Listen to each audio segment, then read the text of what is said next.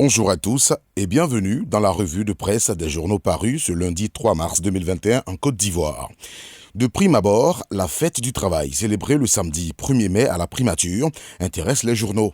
Sur le sujet, Fraternité Matin, parlant de la subvention 2021 aux syndicats, rapporte que l'État alloue 800 millions de francs CFA aux centrales actives. Le Patriote choisit de donner la parole au Premier ministre ivoirien qui rappelle 880 000 emplois formels créés de 2011 à 2020, dont 120 000 pour la seule année 2020.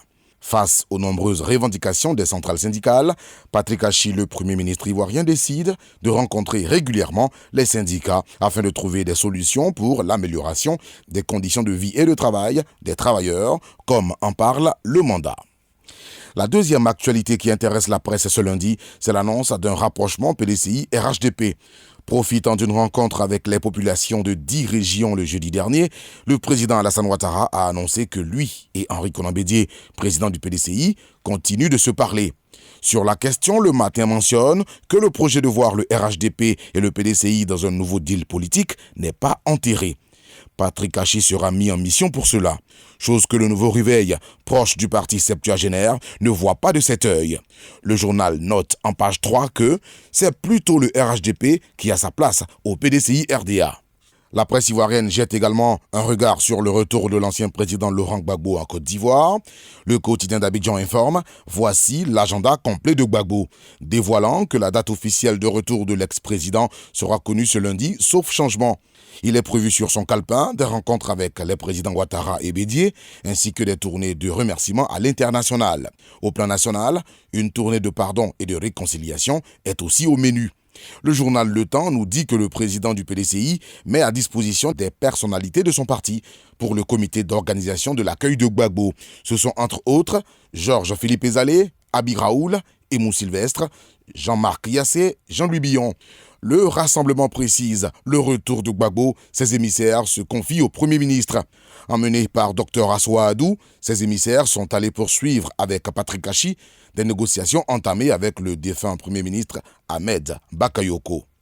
Ce tabloïd précise que la date de retour de Gbagbo ne sera communiquée qu'à l'issue des séances de travail avec le ministre de la Réconciliation et son collègue de l'Intérieur.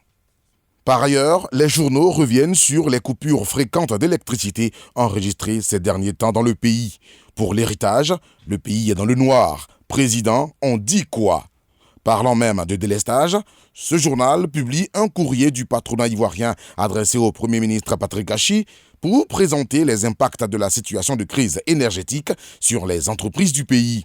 Le Bélier intrépide ajoute « Ouattara, pitié, les Ivoiriens souffrent », informant que la coupure d'électricité a provoqué une coupure de la fourniture d'eau à plusieurs endroits du pays, notant au passage que la construction du barrage de Soubré n'a pas un impact réel sur la vie des citoyens.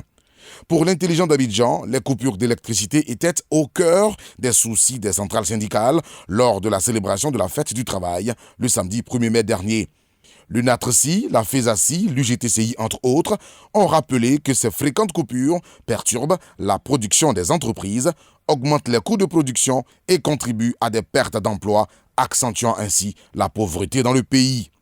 Enfin, les journaux font mention de la visite à Abidjan des présidents Gianni Infantino de la FIFA et Patrice Motsepe de la CAF du 3 au 4 mai 2021.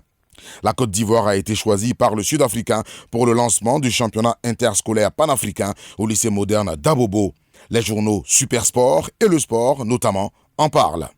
À vos journaux, bonne lecture et agréable journée. Radio de la paix. Se parler, s'écouter, se comprendre.